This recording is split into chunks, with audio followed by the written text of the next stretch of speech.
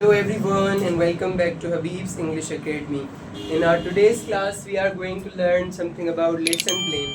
आज की हमारी इस स्पेशल क्लास में हम लेसन प्लानिंग के बारे में सीखने वाले हैं. लेसन प्लान क्या होता है और लेसन प्लान किस तरह से बनाया जाता है, लेसन प्लान का पूरा प्रोसेस आज हम इस वीडियो में डिस्कस करने जा रहे हैं और ये वीडियो हमारे यूट्यूब चैनल पर भी अपलोड होगी. लेसन प्लान सबसे पहले क्या होता है और कहाँ पर इस्तेमाल होता है. लेसन प्लान का मतलब होता है कि सबक का मंसूबा. जब हम किसी क्लास में पढ़ाने के लिए जाते हैं तो उससे पहले हमारा माइंड रेडी होता है कि हम कुछ पढ़ाएंगे, और उसका फॉर्मल तरीका ये होता है कि आपको लेसन प्लान बनाना पड़ता है कि आप क्लास में जाकर क्या पढ़ाने वाले हैं और क्या प्रेजेंटेशन होगी. अभी यहाँ पर individual methodology of teaching learning का कुछ भी नहीं है. यहाँ पर जब आप एज अ क्लास को पढ़ाते हैं, बहुत सारे स्टूडेंट्स आपके सामने बैठे होते हैं और फिर आप पढ़ाना स्टार्ट करते हैं. ये वाला आज का लेक्चर स्पेशली टीचर्स के लिए है. हबीब्स इंग्लिश एकेडमी के टीचर्स हों या कोई भी टीचर्स हों, उन टीचर्स के लिए कि लेसन प्लान किस तरह से बनाया जाता है और वो किस तरह से अपने लेसन प्लान को इफ़ेक्टिव बना सकते हैं. आज के हमारे इस लेक्चर के 5 पार्ट्स हैं. There are 5 parts of our lesson plan of today's lecture. कौन से पार्ट्स हैं? नंबर 1 पर है इंट्रोडक्शन. सेकंड नंबर पर है इट्स इम्पोर्टेंस के लेसन प्लान की क्या अहमियत होती है और ये क्यों ज़रूरी होती है. हम वैसे भी तो पढ़ा सकते हैं कि क्लास में गए और पढ़ाना स्टार्ट कर दिया, पर इसकी इम्पोर्टेंस क्या होती है कि जिसकी वजह से हम इसे पढ़ते हैं. इम्पोर्टेंस. नंबर 3 पर है इसके पार्ट्स के लेसन प्लान के कौन कौन से हिस्से होते हैं, जो एग्जाम्पल लेसन प्लान से भी हम डिस्कस करेंगे कि कौन कौन से इसके पार्ट्स होते हैं. नंबर 4 पर होता है इसका प्रोसीजर. पार्ट्स के बाद प्रोसीजर, तरीक़ाकार कि किस तरह से लेसन प्लान बनाया जाता है. नेक्स्ट नंबर 5 पर स्पेशल टिप्स हैं कि लेसन प्लान को इफ़ेक्टिव बनाने के लिए और आपकी क्लास को इफ़ेक्टिव बनाने के लिए कौन कौन से तरीके, हरबे, टेक्निक्स और टिप्स आप इस्तेमाल कर सकते हैं. बगैर किसी देर के हम स्टार्ट करते हैं अपना इंट्रोडक्शन कि लेसन प्लान क्या होता है. It includes objectives, method, activities and assessment. Lesson plan का इंट्रोडक्शन ये होता है कि लेसन प्लान एक ऐसी चीज़ होता है जिसमें हमारी क्लास के ऑब्जेक्टिव्स होते हैं, हमारी क्लास का के मेथड होता है कि हम किस तरह से किस मेथड में क्लास कंटिन्यू करवाने वाले हैं, और एक्टिविटीज़, क्लास में प्रोसेस होता है पढ़ाने का, वो कौन कौन सी एक्टिविटीज़ होती हैं, और उसके अलावा असेसमेंट, चेक किया जाता है, छोटी छोटी सी चेकिंग. वो चेकिंग कैसे होती है? मिसाल के तौर पर आपने पढ़ाया कि पार्ट्स ऑफ स्पीच 8 होते हैं और फिर बच्चों से पूछा कि पार्ट्स ऑफ स्पीच कितने होते हैं. सिंपल आपने बताया कि आज हम पढ़ेंगे कि पार्ट्स ऑफ स्पीच 8 होते हैं. उसके बाद ही आपने सवाल किया कि पार्ट्स ऑफ स्पीच कितने होते हैं. ये आपकी असेसमेंट हो गई, जिसको हम उर्दू में चकास या मुआयना कह सकते हैं. उसमें हमारा मुआयना होता है. तो लेसन प्लान क्या होता है? एक ऐसा पेज होता है जिसमें हम प्लान करते हैं, मंसूबा बंदी बनाते हैं अपनी क्लास की कि उसमें मैं क्या पढ़ाने वाला हूँ, मेरे क्या मकासद होंगे कि इस क्लास के बाद मेरे स्टूडेंट्स क्या सीख जाएंगे. उसके अलावा मेथड, तरीका, एक्टिविटीज़, कौन कौन सी एक्टिविटीज़ से आप पढ़ाने वाले हैं. फॉर एग्जांपल मेथड से, लेक्चर से मैंने लेक्चर दिया और स्टूडेंट्स ने सीख लिया. फ्लैश कार्ड्स आप लेकर गए और उनको दिया कि ये 8 फ्लैश कार्ड्स हैं, आपने यहाँ से पढ़ना है. या फिर आपने LED पर लेक्चर सुनाया, या फिर आपने प्रोजेक्टर पर उन्हें लेक्चर दिखाया, वगैरह वगैरह. ये एक्टिविटीज़ होती हैं. या फिर उन्हें कोई गेम प्ले करवाई इस तरह से. एंड देन असेसमेंट, उसकी असेसमेंट चकास, जैसे मैंने पहले बताया. तो ये होता है लेसन प्लान. अभी लेसन प्लान हमारे पास एक मौजूद भी है यहाँ पर, जो एक फॉर्मेट है. इसके अलावा भी बहुत सारे तरीके होते हैं लेसन प्लान के, पर ये एक लेसन प्लान है जो हमारे पास है. ये लेसन प्लान लिखा हुआ है, इसमें नेम ऑफ टीचर, टीचर का नाम, ये पहला पार्ट है, ये दूसरा पार्ट है और ये तीसरा पार्ट है इम्पोर्टेंट. नेम ऑफ टीचर, फिर ग्रेड के कौन सी क्लास में क्लास का लेसन प्लान आप बना रहे हैं, सब्जेक्ट, उसके बाद फॉर एग्जांपल आप इंग्लिश पढ़ा रहे हैं, सिंधी, उर्दू, इंग्लिश, यहाँ पर सब्जेक्ट लिखा जाता है, और फिर डेट के किस डेट को आपने वो लेसन प्लान पढ़ाना है. फिर ड्यूरेशन, कितने घंटे की क्लास है, 45 मिनट्स की है, 30 मिनट्स की है, वगैरह वगैरह. वीक, फर्स्ट वीक है, सेकंड वीक है, थर्ड वीक है मंथ का, और क्लास स्ट्रेंथ यानी टोटल स्टूडेंट्स कितने हैं क्लास में. फिर टॉपिक, टॉपिक का मतलब होता है कि यूनिट का नाम और फिर सब टॉपिक। मिसाल के तौर पर आप टॉपिक पढ़ा रहे हैं नाउन्स का और फिर उसमें आपने पढ़ाया है नाउन की अक़साम, how many kinds of noun are there, तो ये टॉपिक और सब टॉपिक हो गया। फिर ऑब्जेक्टिव्स यानी कि आपके मकासद कि आप इस क्लास में क्या क्या पढ़ाने वाले हैं और फिर इस लेसन प्लान के बाद बच्चों को क्या क्या आएगा, ये ऑब्जेक्टिव होता है। नेक्स्ट वन एक ऑब्जेक्टिव, दूसरा ऑब्जेक्टिव, इसके अलावा भी अगर दूसरे ऑब्जेक्टिव्स हैं तो वो भी आप लिख सकते हैं। उसके बाद लर्निंग रिसोर्सेज होते हैं, यानी कि क्या क्या चीज़ें आप इस्तेमाल कर रहे हैं। लर्निंग रिसोर्सेज, लर्निंग रिसोर्सेज में क्या होता है, लर्निंग रिसोर्सेज में वो तमाम चीज़ें आप इस्तेमाल करते हैं जो उस लेक्चर में यूज़ होने वाली होती हैं। कौन कौन सी चीज़ें, फॉर एग्जांपल आपने मार्कर इस्तेमाल की है, आपने वाइट बोर्ड इस्तेमाल किया है, वो आपके रिसोर्सेज हैं। आपने टीवी इस्तेमाल की, आपने मोबाइल यूज़ किया, आपने डिक्शनरी यूज़ की, वगैरह वगैरह, वो आपके लर्निंग रिसोर्सेज होते हैं। Then there are methodologies and activities. Method और एक्टिविटीज़ क्या होती हैं, क्लास की एक्टिविटीज़ और क्लास के मेथड। आपने लेक्चर में समझाया, आपने स्टूडेंट्स को डिस्कशन में बिठाया, आपने किसी स्टूडेंट को बताया कि आकर इस टॉपिक पर वो स्पीच करें, आकर उस पर डिबेट करें, या कोई भी एक्टिविटी आप उसमें ला सकते हैं, उसको कहते हैं मेथडोलॉजीज़ एंड एक्टिविटीज़। ठीक है, मेथडोलॉजीज़ एंड एक्टिविटीज़ आप यहाँ पर लिखेंगे। पहले फॉर एग्जांपल अगर आप क्लास टीचर हैं तो आप अपना इंट्रोडक्शन, जो क्लास का इंट्रोडक्शन दें, और फिर अगर आपको अटेंडेंस भी लगानी है अटेंडेंस का लिखें, और टाइम ऑफ ईच स्टेप, हर एक स्टेप का टाइम भी आपको लिखना है कि फॉर एग्जांपल ऊपर आप लिख कर आएँ कि 35 मिनट्स की ड्यूरेशन है क्लास की, तो उसमें आपने किस तरह से मैनेज करना है। इंट्रोडक्शन 5 मिनट का हो गया, 5 मिनट में आपने अटेंडेंस ले ली, उसके बाद आपने बच्चों को कहा कि वो अपनी बुक्स ओपन करें, बुक्स ओपन हो गए, बुक्स ओपन होने के बाद आपने वो एक्सरसाइज सोल्व करवाई, या लेक्चर दिया, या लेक्चर मेथड था, डिस्कशन मेथड था, डिबेट था, जो भी होगा, नंबर 1, नंबर 2, नंबर 3, नंबर 4 लिखकर ये आपने लिख लिया। और टाइम ऑफ ईच स्टेप ये रियलिस्टिक होना चाहिए। आगे हम पढ़ेंगे, समझेंगे कि ये जो लेसन प्लान है 35 मिनट्स में आपको सब कुछ करना है। आपको अटेंडेंस लेनी है, आपको क्लास को डिसिप्लिन में बिठाना है, आपको चेयर्स की सीटिंग अरेंजमेंट सही करनी है, क्लास की सफाई नहीं है तो वो आपने करवानी है, क्लास में कचरा पड़ा है वो उठवाना है। यानी 35 मिनट्स की क्लास में बहुत सारे काम आपको मैनेज करने, तो जल्दी जल्दी में आपको तमाम काम निपटाने होंगे। ठीक है, ये इसका मेन जो है, मेन ये है कि उसमें क्या क्या होगा, और टाइम यहाँ पर लिखेंगे। उसके बाद हमारी आती है फॉर्मेटिव असेसमेंट। असेसमेंट 2 अक़साम की होती हैं, वो अलग टॉपिक है वैसे। एक असेसमेंट होती है फॉर्मेटिव असेसमेंट, दूसरी होती है समेटिव असेसमेंट। अभी अगर मैं आपसे सवाल पूछूं, यहाँ पर मौजूद तमाम टीचर्स से अगर मैं आपसे सवाल पूछूं कि हम क्या पढ़ रहे हैं, एक सिंपल सा सवाल है, तो आप बताएंगे कि हम लेसन प्लान पढ़ रहे हैं। अगर मैं आपसे पूछूं कि लेसन प्लान के इस लेक्चर में हमारे कितने टॉपिक्स हैं, तो आप जल्दी में बताएंगे कि हमारे 5 टॉपिक्स हैं। इसके अलावा नेक्स्ट थिंग ये फॉर्मेटिव असेसमेंट हो गई। फिर समेटिव असेसमेंट होती है। समेटिव असेसमेंट क्या होती है, जब साल पूरा हो जाता है। मिसाल के तौर पर आप 6th क्लास को पढ़ा रहे हैं, डेली के क्वेश्चंस पूछते रहें, वो फॉर्मेटिव असेसमेंट हो गई। पर अगर साल कंप्लीट हो गया और फिर आपके एग्जाम्स हो रहे हैं, तो उन एग्जाम्स को हम समेटिव असेसमेंट कहते हैं। ये असेसमेंट आपने सीख ली। फॉर्मेटिव असेसमेंट में आप 2-3 सवाल पूछेंगे, हमने आज क्या पढ़ा वो बताएंगे टॉपिक, हमारा सब टॉपिक क्या था वो बताएंगे सब टॉपिक, इस तरह से। उसके बाद होता है रिफ्लेक्शन, यानी कि सब स्टूडेंट्स को आप बुलाकर पूछें कि आप लोगों ने क्या सीखा, तो वो रिफ्लेक्शन दे देंगे। या फिर उन स्टूडेंट्स को चूज़ करें जिन्होंने पहले रिफ्लेक्शन नहीं दिया और अभी वो रिफ्लेक्शन देना चाहते हैं, या कुछ ऐसे स्टूडेंट्स जो घबराते हैं स्टेज पर आने से, उनको बुलाएं और कहें कि रिफ्लेक्ट करें। या फिर आप ही बता दें कि आज हमने ये चीज़ें पढ़ी, क्योंकि जब हम डिटेल में डिस्कस करते हैं वो अलग बात हो जाती है। जब फिर हम इसे समराइज करके फिर से बताते हैं तो फिर वो अलग बात हो जाती है। ठीक है, ये फॉर्मेटिव असेसमेंट हो गई, रिफ्लेक्शन हो गया, फिर आपने सिग्नेचर वगैरह करनी है, और ये हमारा रोड मैप हो गया।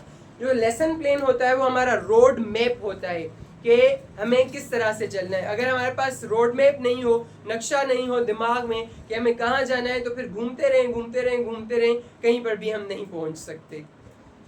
ये हो गया लेसन प्लान का इंट्रोडक्शन। अभी हम आते हैं कि importance of lesson plan. Lesson plan है तो सही, पर इसकी इम्पोर्टेंस क्या है, क्यों ये लेसन प्लान ज़रूरी होता है। नाउ मूविंग फॉरवर्ड, अभी हम इससे डिस्कस करेंगे कि लेसन प्लान की क्या इम्पोर्टेंस है। नंबर 1, सबसे पहले तो जब हम क्लास में जाते हैं हमारा माइंड क्लियर नहीं होता कि मैं कहाँ से पढ़ाऊंगा, कैसे पढ़ाऊंगा, किस तरह से पढ़ाऊंगा। जब भी हम किसी चीज़ के बारे में सोच कर जाते हैं तो फिर वो चीज़ बेहतर हो जाती है। इसीलिए क्लैरिटी आ जाती है हमारी थिंकिंग में, ना सिर्फ हमारी थिंकिंग में बल्कि हमारे पूरे लेसन में और क्लास में क्लैरिटी होगी। फिर कॉन्फिडेंस होगा, हमें बहुत सारा कॉन्फिडेंस आ जाएगा कि अभी मैं वेल प्रिपेयर्ड हूँ। प्रिंसिपल आ जाए, डीओ आ जाए, टीओ आ जाए, कोई भी आ जाए तो मैं अपना लेसन प्लान बहुत इफेक्टिव तरीके से चलाऊंगी वगैरह। देन इंगेजमेंट, आप भी इंगेज रहेंगे कि ये एक्टिविटीज़ हैं और स्टूडेंट्स को भी मालूम होगा कि हमारे टीचर हमें इस तरह से, इस मेथड से पढ़ाते हैं तो मुझे मसरूफ रहना है। यानी आपका लेसन प्लान आपको बिजी कर देगा, इंगेज्ड कर देगा। देन असेसमेंट, आपको पता होगा कि मैं क्या पढ़ाने वाला हूँ और फिर उसकी असेसमेंट भी आप इजीली ले सकेंगे। उसके अलावा एक और इम्पॉर्टेंट चीज़ होती है कि टाइम मैनेज होता है। नहीं तो अटेंडेंस लगाने में, प्रेजेंट एब्सेंट करने में 61-40 की क्लास में आपको बहुत सारा टाइम लग जाएगा। 30 मिनट्स उसी में लग जाएंगे। किसी से पूछना कि वो एब्सेंट क्यों थे, किसी से ये पूछना कि वो एब्सेंट क्यों थे, या फिर ऐसी तमाम चीज़ें हो जाती हैं। और फिर कंसिस्टेंसी, आपकी टीचिंग में कंसिस्टेंसी आती जाएगी और स्टैंडर्ड बनता जाएगा।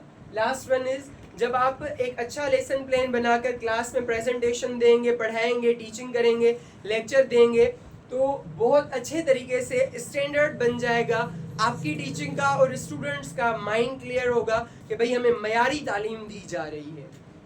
मूविंग फॉरवर्ड, हमारा थर्ड पार्ट है पार्ट्स, लेसन प्लान के पार्ट्स जो हम यहाँ पर ऑलरेडी डिस्कस करके आए हैं। हेडर इंफॉर्मेशन, ये होती है header information. Then teacher's name होता है, ग्रेड होता है, सब्जेक्ट होता है, ETC, date, duration, week, class strength, topic, subtopic, ये तमाम चीज़ें आ गई। उसके बाद ऑब्जेक्टिव्स होते हैं और फिर इस ऑब्जेक्टिव्स कैसे होने चाहिए आपके। ऑब्जेक्टिव यानी मकसद। पहले तो हम देखते हैं कि बहुत सारे लोगों की लाइफ्स में और बहुत सारे टीचर्स की क्लास में ऑब्जेक्टिव नहीं होता कि हम क्या सिखाने जा रहे हैं और क्या मुझे अचीव होगा।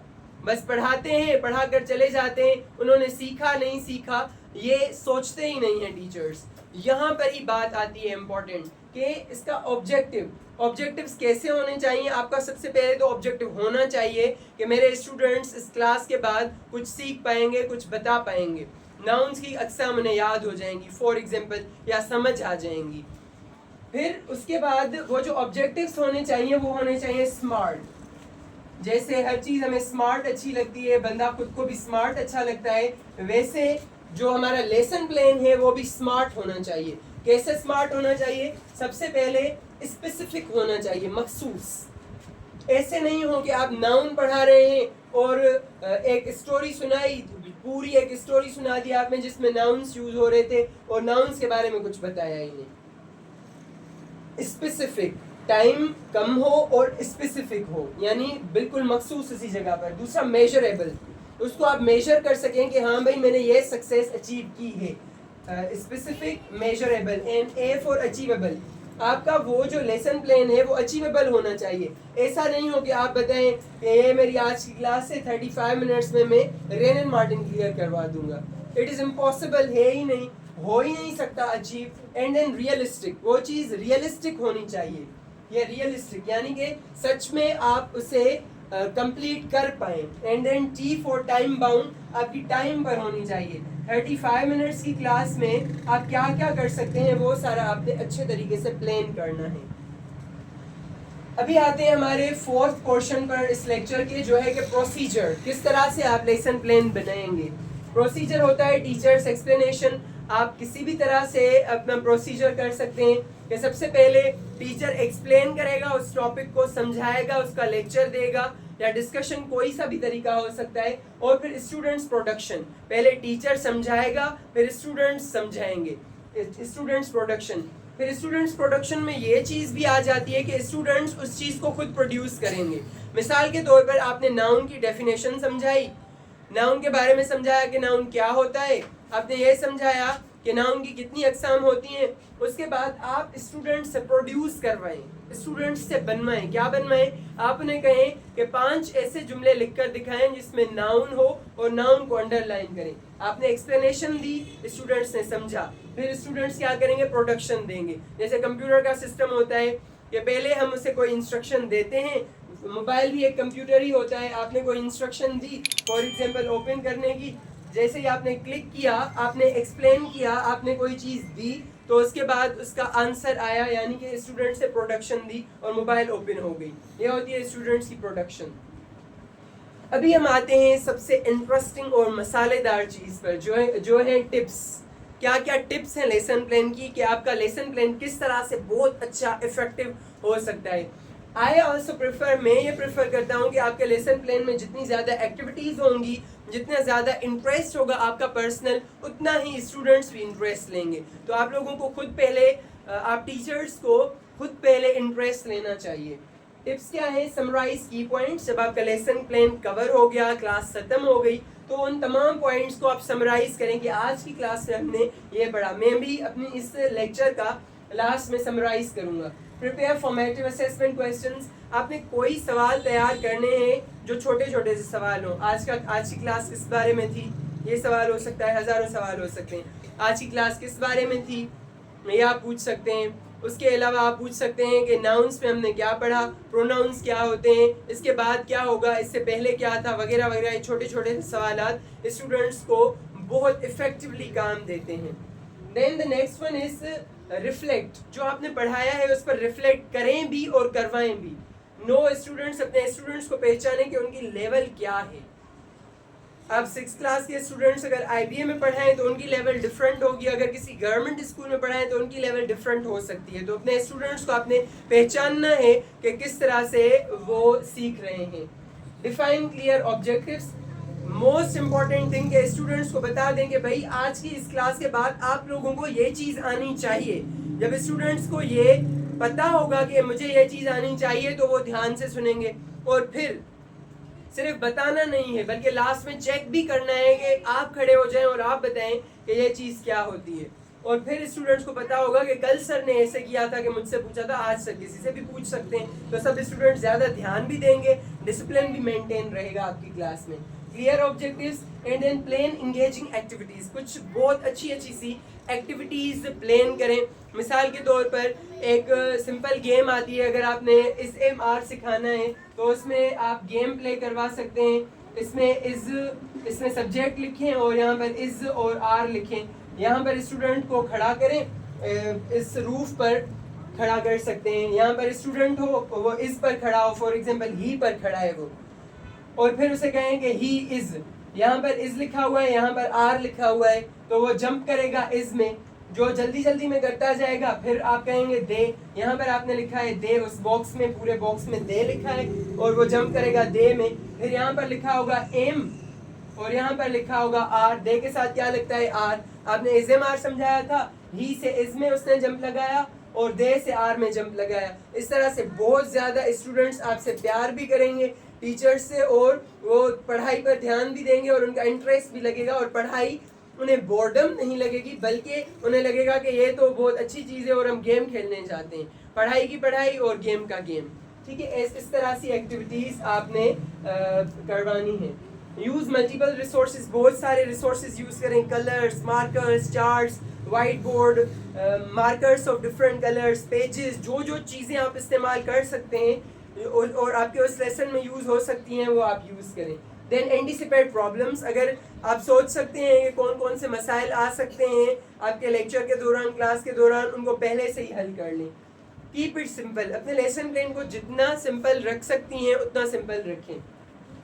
यूज़ प्रेजेंटेशन वाला मेथड इस्तेमाल करें, और ये 3 P's का मेथड है। आप अपने हर लेसन प्लान में 3 P's का मेथड इस्तेमाल करें।